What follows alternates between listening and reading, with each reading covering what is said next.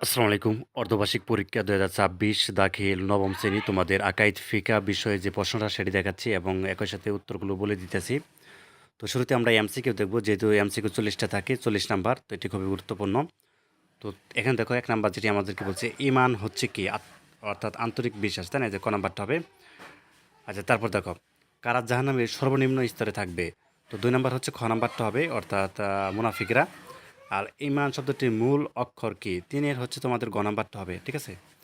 আর কাফের শব্দটির শাব্দিক অর্থ কী? ৪ নাম্বারটা উত্তর কী হবে? ক নাম্বারটা হবে, অর্থাৎ আবিত করা। ইসলামের শব্দের আবিধানিক অর্থ কী? ইসলাম শব্দের আবিধানিক অর্থ হচ্ছে ৫ নাম্বারটা উত্তর অর্থাৎ এটা হচ্ছে ক নাম্বার হবে, আত্মসমর্পণ করা। আর চিরস্থায়ী জীবনের সফলতার মূল বিষয় কী? ৬ নাম্বার উত্তরটা কী হবে? ৬ নাম্বার হচ্ছে ঘ নাম্বার হবে, শেষেরটা বিশুদ্ধ আকিদা। আচ্ছা, তাজকীতুন শব্দের অর্থ কী? এখানে ৭ নাম্বার উত্তরটি হচ্ছে তোমাদের এখানে ক নাম্বারটা হবে। ক নাম্বার কী দেওয়া আছে? পবিত্রতা করা।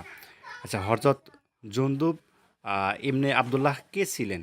তাই না? তো ৮ নাম্বার উত্তরটা কী হবে? দেখো ক নাম্বার হবে, অর্থাৎ সাহাবী। আচ্ছা, রাসূলের উপর ঈমান আনা কি?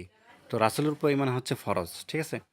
আচ্ছা, তারপর দেখো ১০ নাম্বার। তো ১০ নাম্বার উত্তরটা হচ্ছে খ নাম্বার হবে, এবং ১১ নাম্বার এখানে তোমাদের এটা ১১ নাম্বার উত্তরটা হচ্ছে গ নাম্বার হবে, ছোট গ, যেমন কপর্তা।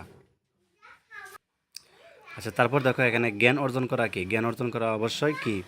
আমরা ১২ নাম্বারে যেটা জানি, জ্ঞান অর্জন করা ফরজ। তো ক নাম্বারটা হবে। আর ফিকাহ শব্দের অর্থ কি?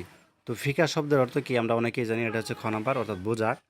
এরপর দেখো ইমাম আবু হানিফা রাহমাতুল্লাহ এর জন্মকাল, ঠিক আছে? কত হিজরিতে? ৬০ হিজরিতে, ৭০ হিজরিতে, নাকি ৮০ হিজরিতে জন্মগ্রহণ করেন, বা ৯০ হিজরিতে? তো অনেকেই জানো ইমাম আবু হানিফা জন্মগ্রহণ করেন হচ্ছে গ নাম্বার, ৮০ হিজরিতে, তাই না?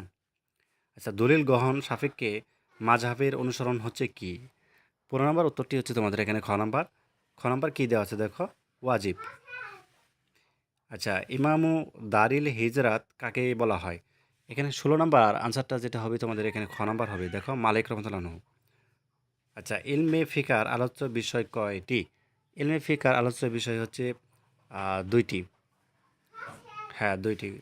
এরপর দেখো, নুমান ইবনে সাবিত কার নাম? নুমান ইবনে সাবিত হচ্ছে ১৮ নাম্বারটা, দেখো এটা খ নাম্বার, অর্থাৎ ইমাম আবু হানিফা রহমতুল্লাহ আনহু। আচ্ছা, ইমাম আবু হানিফা রহমতুল্লাহ এর কবর কোথায়?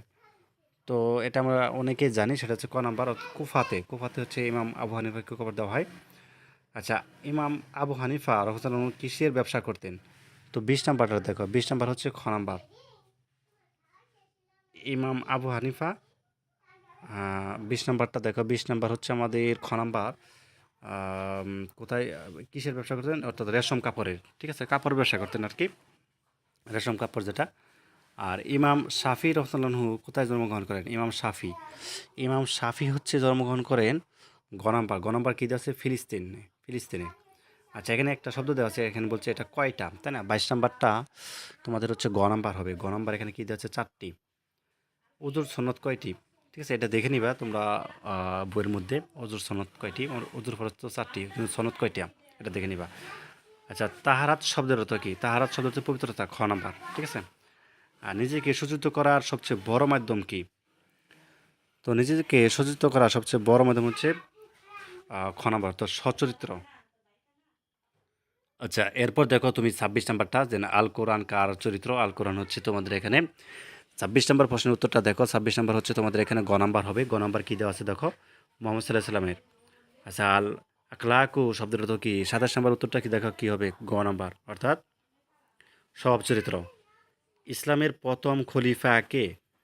ইসলামের প্রথম খলিফা কে? ২৮ নম্বর উত্তরটা দেখো, গ নাম্বার, অর্থাৎ আবু বকর রাদিয়াল্লাহু আনহু।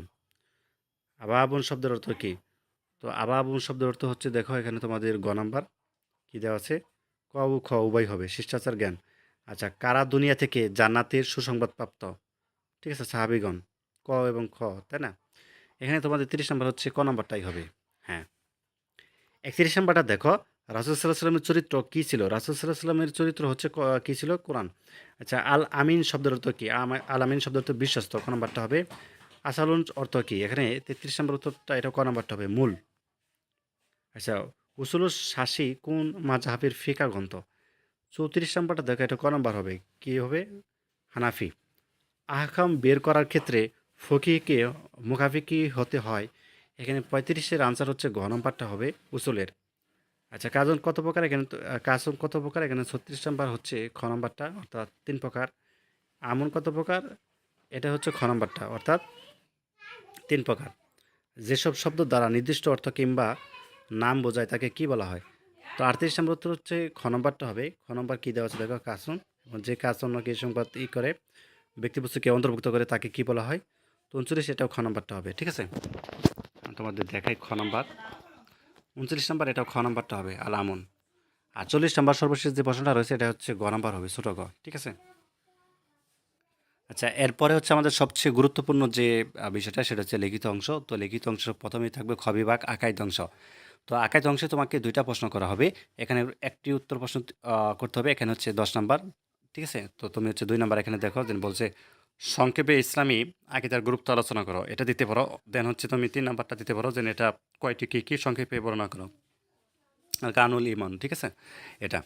তো তোমার কাছে যেটা সহজ মনে হয় 2, 3 যেটা সহজ মনে হয় এখান থেকে একটা দিবা, আনসার করবা। এর জন্য হচ্ছে তুমি 10 নম্বর পাবা। আর গ বিভাগ যেটা ফিকা অংশ রয়েছে এখানে তোমাদের প্রশ্ন রয়েছে 3টা, 2টা প্রশ্নতে দিতে হবে। তো প্রথম যে প্রশ্নটা করা হয়েছে দেখো, ফিকা কাকে বলে? ফিকাহের আলোচ্য বিষয় কি? এর প্রয়োজনীয়তা বর্ণনা করো। এটা দিতে পারো। অথবা হচ্ছে আসালুন এর আবদানিক অর্থ কী? পারিভাষিক অর্থ কী? এটা কত প্রকার কী কী? বা আসালুন এর ফরজ কী কী? অতঃপর গোসল ফরজ হওয়ার কারণগুলো বর্ণনা করো। আচ্ছা, এরপর দেখো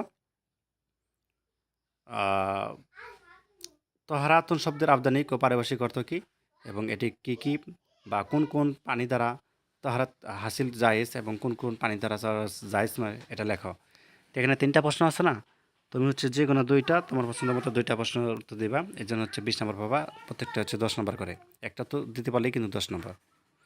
গভীরভাবে দেখো আখলাক অংশ থেকে এখানে 2টা প্রশ্ন থাকবে, একটা উত্তর দিতে হবে। তো 7 নম্বর এখানে দেখো, এখানে আমাদেরকে বলছে আকলা কুন নাব্বি সাল্লাল্লাহু সাল্লাম বলতে কি বোঝায়? পাঠ্য বইয়ের আলোকে বিস্তৃত লেখো। এবং 8 সাহাবা কারা? সাহাবাই কেরামের আলোক আখলাক সম্পর্কে যা জানো লেখো। আচ্ছা, আমার মনে হয় যে 8 নাম্বারটা সহজ বেশি, এটা দিতে পারো তোমরা। আবার নাম্বার যেমন উসুলের ফিকা এখানে রয়েছে। উসুলের ফিকা এখানে তোমাদের শুরুতে একটা প্রশ্ন দিতে হবে। তো এখানে বলছে আল্লাহর শারিয়াতুন কত প্রকার কী কী? এগুলো 4 ভাগে বিভক্ত হওয়ার কারণ কি? বিস্তারিত বর্ণনা করো।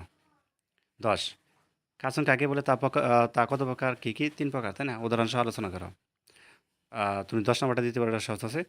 আর 6 নাম্বার যে বিভাগ থেকে তোমাদের এলমে ফিকা, উসুলুল ফিকা থেকে এখানেও একটা প্রশ্ন দিতে হবে। তো প্রথম প্রশ্নটা দেখতে পাচ্ছ, ইমাম আবু হানিফা জীবনী অর্থাৎ বর্ণনাপূর্বক ফিকার সাথে তার অবদান উল্লেখ করো।